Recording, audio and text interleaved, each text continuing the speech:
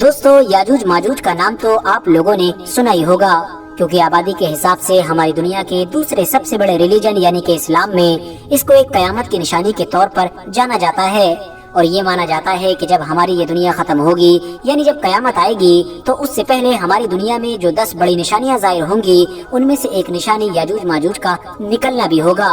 मगर दोस्तों, अब सवाल यही है कि आखिर ये याजूज माजूज निकलेंगे कहाँ से, कब निकलेंगे, कैसे निकलेंगे और निकल कर करेंगे क्या। और साथ ही साथ सवाल तो ये भी है कि आखिर याजूज माजूज हैं कौन, ये कहाँ से हैं, इनका इतिहास क्या है और आखिर इनकी इंसानों से दुश्मनी क्या है। तो चलिए आज की इस वीडियो में हम यही सब कुछ जानने की कोशिश करते हैं। साथ ही साथ हम याजूज माजूज की उस दीवार के बारे में भी बात करेंगे कि जो दीवार न सिर्फ हद से ज्यादा मशहूर है, बल्कि जिस दीवार के बारे में ये भी माना जाता है कि दरअसल याजूज माजूज पिछले कई सालों से, बल्कि पिछले हजारों सालों से उसी दीवार के पीछे कैद हैं। हम बताएंगे कि आखिर आज के दौर में वो दीवार कौन से देश में मौजूद है और क्या हुआ था कि जब हमारे दुनिया के एक्सपर्ट्स उस दीवार को ढूंढकर उस तक पहुंचने में कामयाब हुए थे। आखिर उन लोगों ने वहां पहुंचकर ऐसा क्या देखा था कि जिससे वो लोग हैरान हो गए थे। तो सबसे पहले तो मैं आप लोगों को ये बता दूं कि दरअसल याजूज माजूज के इतिहास को पढ़ने और समझने से पहले हमको हजरत जुल्करनैन के इतिहास को समझना होगा। मगर फिर से सवाल यही है कि आखिर अब ये जुल्करनैन कौन थे।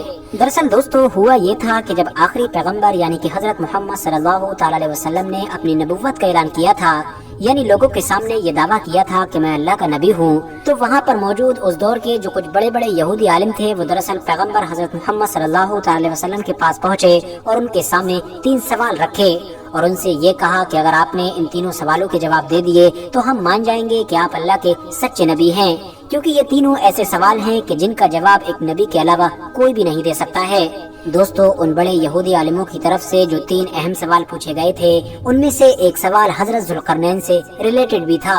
यानी वो लोग ये जानना चाहते थे कि आप हमें बताइए कि आखिर जुल्करनैन कौन है। और उन्होंने ये सवाल पूछा था कि उस इंसान के बारे में बताइए कि जो दुनिया के 3 कोनों तक गया। इसके बाद बाकायदा वही नाजिल हुई थी और कुरान के अंदर पूरे एक्सप्लेनेशन के साथ जुल्करनैन के बारे में बताया गया था। सिर्फ इतना ही नहीं बताया गया कि आखिर जुल्करनैन कौन थे, बल्कि उनके उन 3 सफरों का भी जिक्र किया गया कि जो उन्होंने दरअसल दुनिया के 3 कोनों तक किए थे। दरअसल दोस्तों, जुल्करनैन हमारी दुनिया के एक ऐसे बादशाह थे कि जो आज से लगभग 2500 साल पहले पैदा हुए थे, यानी कि 580 ईसा पूर्व के करीब में। इस हिसाब से ये हजरत ईसा अलैहिस्सलाम से भी लगभग 500 से 600 साल पहले गुजर गए थे। रहा सवाल इनकी सल्तनत का, तो इनकी सल्तनत आज के दौर के पाकिस्तान से लेकर ग्रीस यानी यूनान तक फैली हुई थी। इस हिसाब से बीच के जितने भी देश हैं, यानी कि तुर्की, सीरिया, इराक, ईरान, अफगानिस्तान, ये सारे ही देश इनकी सल्तनत में आया करते थे। यही वजह है कि हजरत जुल्करनैन की गिनती इतिहास के उन चंद हुक्मरानों के साथ की जाती है कि जिनका राज पूरी दुनिया पर हुआ करता था। यूनानी लोग जहां इनको साइरस द ग्रेट के नाम से जानते थे, तो वहीं ईरानी लोग इनको कोश कबीर के नाम से जानते थे। रहा सवाल जुल्करनैन लफ्ज का, तो जुल्करनैन का मतलब होता है 2 सींग वाले, और ये नाम उनके उन 2 सींगों की तरफ इशारा करता है जो दरअसल उनके सर पर रखे हुए ताज में हुआ करते थे। इतना ही नहीं, हजारों साल के बाद जब कड़ी रिसर्च के बाद हमारी ये दुनिया इनका मकबरा ढूंढने में कामयाब हो गई थी, तो इनके मकबरे में भी एक ऐसा स्टैचू निकला था कि जिस स्टैचू पर मौजूद ताज में न सिर्फ 2 सींगों को देखा जा सकता है, बल्कि उसके ऊपर दुनिया के 3 कोने भी बने हुए थे, जो सीधे तौर पर हजरत जुल्करनैन के उन मुश्किल भरे 3 सफरों की तरफ इशारा कर रहे हैं कि जो सफर उन्होंने दुनिया के 3 कोनों तक किए थे। मगर दोस्तों, अब आप में से ज्यादातर लोगों के दिमाग में यही सवाल चल रहा होगा कि चलिए वो सब तो ठीक है, मगर जब इनको पहले कोई जानता ही नहीं था, तो आखिर उन गिने चुने बड़े यहूदी आलिमों को इनके बारे में कैसे पता था कि जिन्होंने पैगंबर हजरत मोहम्मद सल्लल्लाहु अलैहि वसल्लम से इनके बारे में सवाल किया था। तो मैं आपको बता दूं कि दरअसल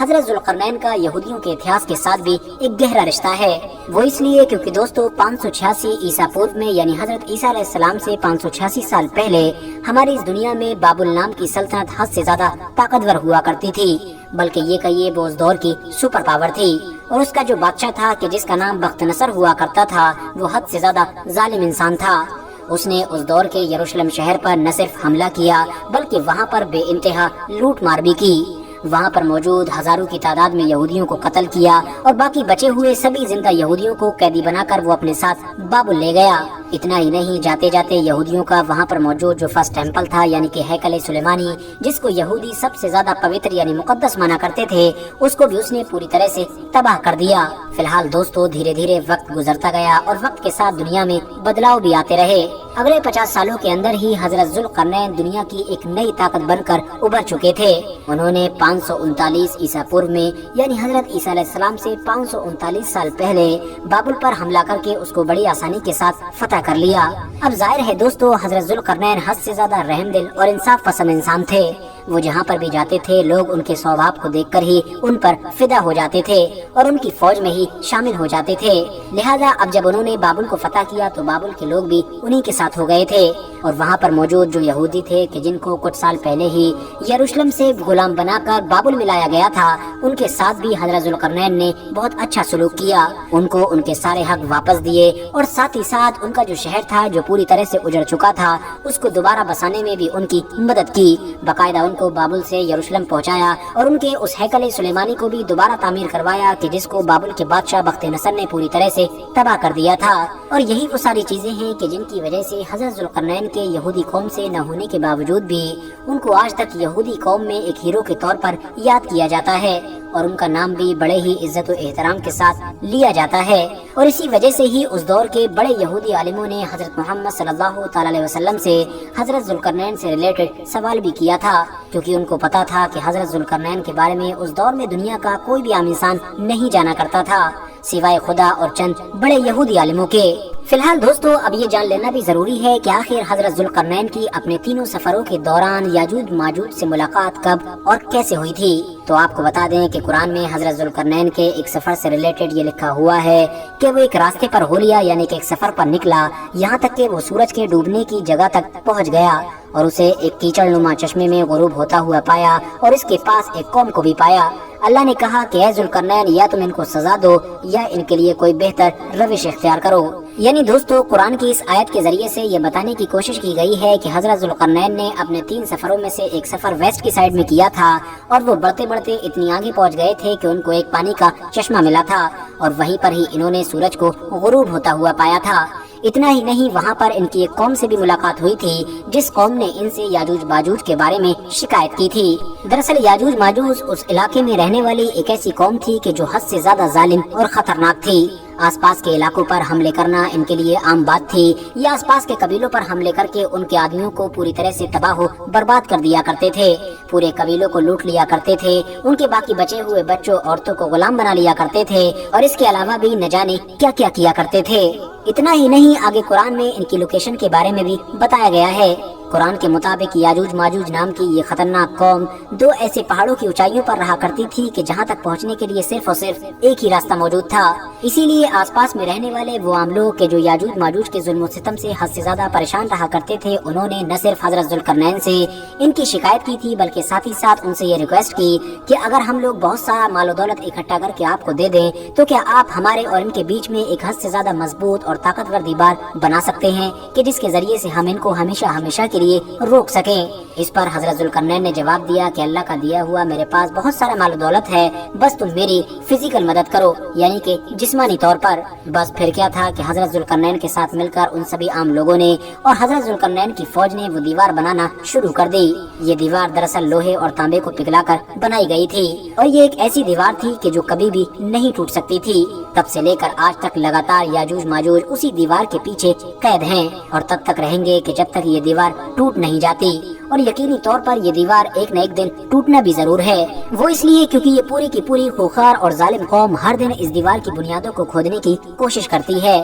اور شام تک جب یہ زیادہ تر کام کر چکے ہوتے ہیں تو یہ سوچ کر واپس چلے جاتے ہیں کہ اب ہم بچا ہوا کام صبح کو کریں گے، مگر انشاءاللہ کہنا بھول جاتے ہیں، جس کی وجہ سے اب اگلے دن جب یہ صبح میں پلٹتے ہیں تو وہ دیوار بالکل اسی حالت میں موجود ہوتی ہے کہ جس حالت میں انہوں نے اس کو کھودنا شروع کیا تھا، یعنی پھر سے مضبوط اور بالکل سلامت ہو جاتی ہے۔ مگر دوستو قیامت سے پہلے وہ ایک دن ضرور آئے گا کہ جب یہ شام میں لوٹتے وقت انشاءاللہ بھی کہہ دیں گے، اور اس انشاءاللہ کی برکت سے ہی جب یہ اگلے دن آئیں گے تو ان کی دیوار بالکل اتنی ہی کھدی हुई मिलेगी जितनी ये खुदी हुई छोड़ कर गए थे, जिसकी वजह से इस दीवार में छेद हो जाएगा और ये लोग पूरी तरह से बाहर आ जाएंगे। बाहर आते ही ये लोग इतनी ज्यादा तादाद में होंगे कि सारे दरियाओं का पानी पी जाएंगे, यानी सारी नदियों को सूखा कर देंगे। दोस्तों, अब अगर बात करें सबसे बड़े सवाल के बारे में कि आखिर याजूज माजूज की वो दीवार आज के दौर में कहाँ है, तो मैं आपको बता दूं कि इसके बारे में बड़े बड़े स्कॉलर्स की अलग अलग राय पाई जाती है। डॉक्टर मौलाना अबुल कलाम आज़ाद और इन जैसे कुछ बड़े स्कॉलर्स ने अपनी रिसर्च के बाद ये दावा भी किया था कि दरअसल जिस जगह पर हजरत ज़ुल्करनैन ने याजूज माजूज की वो दीवार बनाई थी वो दरअसल आज के दौर का दरबन का वो इलाका था कि जो अर्मीनिया और अजरबैजान के इलाके में मौजूद है। इन लोगों की रिसर्च के मुताबिक इस इलाके में सबसे पहले हजरत ज़ुल्करनैन ने एक किला बनवाया था और फिर उस किले की दीवारों को ही लोहे और तांबे से मिलाकर बनाया था ताकि आसपास की उन सभी कौमों को याजूज माजूज के हमलों से बचाया जा सके कि जिन कौमों ने हजरत ज़ुल्करनैन ने अपनी हिफाजत के लिए रिक्वेस्ट की थी। इतना ही नहीं, इन लोगों के मुताबिक वहाँ पर आज तक न सिर्फ उस किले के निशान मौजूद हैं बल्कि दीवार के निशान भी देखे जा सकते हैं। इवन कुरान में भी याजूज माजूज से रिलेटेड जो इन्फॉर्मेशन पाई जाती है उस इन्फॉर्मेशन से भी ये लोकेशन काफी हद तक मैच करती है, यानी बहुत सारी चीजें सिमिलर पाई जाती हैं। याजूज माजूज की दीवार की लोकेशन से रिलेटेड ये नजरिया रखने वाले लोग आगे ये भी कहते हैं कि दरअसल इनको कैद करने के बाद धीरे धीरे वक्त गुजरता गया, मगर फिर बाद में याजूज माजूज की कौम में खजर नाम का एक बादशाह पैदा हुआ जिसने न सिर्फ खुद यहूदी धर्म को कबूल कर लिया था बल्कि अपनी कौम यानी याजूज माजूज को भी यहूदी बना दिया था। और आज के दौर में जितने भी दुनिया में यहूदी पाए जाते हैं वो दरअसल याजूज माजूज की ही नस्ल से हैं। सबूत के तौर पर ये लोग ये दावा करते हैं कि क्योंकि यहूदी एक ऐसा धर्म है कि जिसको कभी भी कबूल नहीं किया जा सकता है, यानी नया इंसान उसको एक्सेप्ट नहीं कर सकता है, क्योंकि यहूदी तो दरअसल एक नस्ल है कि जिसका शजरा ऊपर जाकर नबियों से मिल जाता है। इसके अलावा असल में ऐतिहासिक तौर पर यहूदी गंदुमी कलर के होते थे, मगर आज के दौर के जो यहूदी हैं वो दरअसल गोरे चिट्टे हैं जो आमतौर पर तुर्क नस्ल के लगते हैं। इसके अलावा ये लोग अपनी रिसर्च को और भी ज्यादा पक्का साबित करने के लिए आखिरी पैगंबर यानी हजरत मोहम्मद सल्लल्लाहु अलैहि वसल्लम की वो हदीस भी पेश करते हैं कि जिसमें कहा गया था कि याजूज माजूज का फितना हद से ज्यादा करीब आ चुका है और आज उन लोगों ने अपनी दीवार में इतना बड़ा सुराख कर लिया है। यानी इन लोगों के मुताबिक इस हदीस से ये पता चलता है कि दरअसल इन लोगों ने अपनी दीवार से निकलने का रास्ता नबी अलैहिस्सलाम के दौर में ही ढूंढ लिया था। इतना ही नहीं, दूसरे खलीफा यानी हजरत उमर रज़ी अल्लाह तआला अन्हु के दौर में मुसलमानों की फौजें इस इलाके में आकर याजूज माजूज से जंगें भी कर रही थीं। मुस्लिम फौजों की याजूज माजूज के साथ इतिहास में जंगें हुई थी। इस बात को सही साबित करने के लिए ये दरअसल सहाबा इकराम की उन कब्रों की मिसाल देते हैं कि जो आज तक अर्मीनिया और अजरबैजान के इन इलाकों में मौजूद हैं, जो यकीनी तौर पर हम लोगों को हद से ज्यादा हैरान कर देने वाली चीज है। मगर जाहिर है दोस्तों, आप में से ज्यादातर लोगों के दिमाग में अब यही सवाल चल रहा होगा कि अगर इस रिसर्च को सही मान भी लिया जाए और ये कबूल कर लिया जाए कि आज के यहूदी ही दरअसल याजूज माजूज की नस्ल से हैं, तो आखिर ये लोग कयामत से पहले पूरी दुनिया पर हमलावर कैसे होंगे? क्योंकि आज तक तो हम लोग आमतौर पर यही पढ़ते और सुनते आए हैं कि याजूज माजूज जो कयामत से पहले निकलेंगे वो दरअसल पूरी दुनिया पर हमलावर होंगे। तो मैं आपको बता दूं कि दरअसल इन सारे सवालों का जवाब देते हुए ये स्कॉलर्स कहते हैं कि यहाँ पर हमलावर होने का मतलब तलवारों से हमलावर होना नहीं है, यानी हथियारों के जरिए से नहीं, बल्कि यहाँ पर हमलावर होने का दूसरा मतलब है, यानी एक तरह से याजूज माजूज पूरी दुनिया पर हावी हो जाएंगे। और जाहिर है आज के दौर में चाहे आप लोग मीडिया को देख लीजिए, पॉलिटिक्स को देख लीजिए, बिजनेस फील्ड्स को देख लीजिए, दुनिया का कोई भी फील्ड देख लीजिए, हर फील्ड में यहूदी ही पूरी दुनिया में सबसे ऊपर बैठे हैं। वो न सिर्फ सबसे ज्यादा ताकतवर हैं बल्कि दुनिया को जिस तरह से चाहते हैं उस तरह से कंट्रोल करते हैं और इसी वजह से वो पूरी दुनिया पर हावी और हमलावर हैं। मगर जाहिर है दोस्तों, रिसर्च तो रिसर्च ही होती है। ये किसी भी इंसान की बड़ी मेहनत और मशक्कत के बाद पर्सनली अपनी कायम की हुई एक राय होती है। इसके अलावा रिसर्च को कुछ भी नहीं माना जाता है। यही वजह है कि डॉक्टर मौलाना अबुल कलाम आज़ाद और इन जैसे बहुत सारे स्कॉलर्स की बड़ी मेहनत और मशक्कत के बाद की गई इस रिसर्च को आज दुनिया के ज्यादातर मुसलमान जर्रा बराबर भी कबूल नहीं करते हैं। वो इसलिए क्योंकि इन लोगों की रिसर्च आज भी याजूज माजूज से जुड़े बहुत सारे सवालों के जवाब देने के काबिल नहीं है। मिसाल के तौर पर हम सभी जानते हैं कि कयामत से पहले निकलने वाले याजूज माजूज की जो आबादी होगी वो दरअसल दुनिया के इंसानों से कई गुना ज्यादा होगी। मगर अगर यहूदियों को ही उनकी नस्ल मान लिया जाए तो यहूदी तो दुनिया का 1% भी नहीं है। इसके अलावा अगर ये मान भी लिया जाए कि याजूज माजूज की नस्ल यहूदी हैं और वो आज़ाद हैं, तो फिर उस हदीस का क्या मतलब रह जाएगा कि जिसमें ये बताया गया है कि याजूज माजूज हर दिन अपनी दीवार को तोड़ने की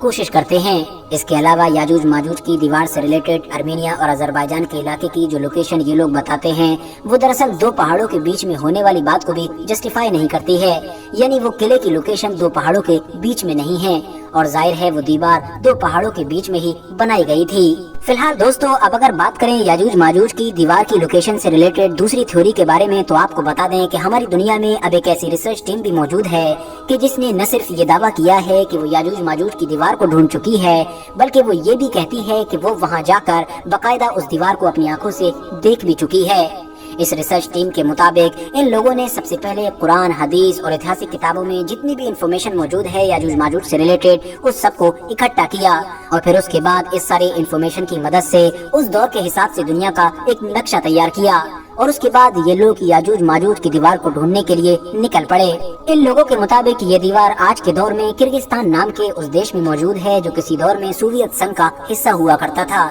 यानी रूस के अंडर में आया करता था। मगर जब यूएसएसआर टूटा तो उसके बाद ये एक अलग रियासत बन गई। इन लोगों के मुताबिक इस इलाके में आज के दौर में बहुत कम ही लोग आबाद हैं और देश का ज्यादातर हिस्सा मैदानों और पहाड़ों से भरा पड़ा है, यानी देश का ज्यादातर हिस्सा मैदानी और पहाड़ी है। इसके अलावा बात करें अगर रिसर्च टीम की, तो इसमें कुछ लोग मिस्र के थे जबकि ज्यादातर लोगों का ताल्लुक सेंट्रल एशिया से था। इन लोगों ने 1 साल 4 महीने का लंबा सफर तय किया। इनमें से कुछ लोगों को मौसम की शिद्दत और बहुत सारी सफर की परेशानियों की वजह से अपनी जानें भी गंवानी पड़ी थी। फिलहाल जब ये उस लोकेशन पर पहुंचे तो इन्होंने देखा पहाड़ के बीच में बकायदा बर्फ का एक ऐसा रास्ता मौजूद है कि जो देखने से ही पता चलता है कि दरअसल वो कुदरती रास्ता नहीं है बल्कि इंसानों के द्वारा ही उसको बनाया गया है। वो इसलिए क्योंकि पास में पड़े हुए पत्थरों से ये पता चलता है कि इसको मेटल यानी कि लोहे और तांबे से पिघलाकर बनाया गया है। इन लोगों ने वहाँ जाकर देखा कि दरअसल दो पहाड़ों के बीच में वो जो दीवार है कि जो मेटल के जरिए से बनाई गई है उसके ऊपर बर्फ की एक मोटी परत मौजूद है, एक ऐसी मोटी परत कि जो देखने में बिल्कुल सीधी यानी कि फ्लैट दिखाई देती है। अब जाहिर है एक ऐसा इलाका जहाँ पर दूर दूर तक कोई आबादी मौजूद नहीं है, उस इलाके में किसी भी इंसान को एक ऐसी दीवार बनाने की क्या जरूरत पड़ी थी। वैसे तो इस एग्जैक्ट लोकेशन तक कोई भी इंसान ना तो अपनी कार से पहुँच सकता है, न ही किसी जानवर पर बैठकर और न ही इस तरह की किसी और सवारी के जरिए से। मगर जब ये लोग हेलीकॉप्टर के जरिए से इस लोकेशन पर लैंड हुए तो ये लोग देखकर हैरान हो गए कि मेटल डिटेक्टर ने फौरन सिग्नल देना शुरू कर दिए। यानी इन लोगों को ये बताया कि इस बर्फ की मोटी तह के नीचे एक ऐसी दीवार मौजूद है कि जिसको हजारों साल पहले मेटल यानी कि लोहे और तांबे के जरिए से बनाया गया था। मगर जाहिर है दोस्तों, ये भी तो एक्सपर्ट्स की एक रिसर्च ही है और अभी भी ऐसे बहुत सारे सवाल हैं कि जिनका जवाब ढूंढना बाकी है। आज की अपनी वीडियो को हम यहीं पर खत्म करते हैं। वीडियो पसंद आने पर न सिर्फ वीडियो को लाइक करें बल्कि अपने फ्रेंड्स के साथ भी जरूर शेयर करें और इसी तरह की नॉलेजेबल और हिस्टोरिकल वीडियोस हमेशा देखने के लिए हमारे इस चैनल को सब्सक्राइब करके साथ ही में बेल आइकन को भी प्रेस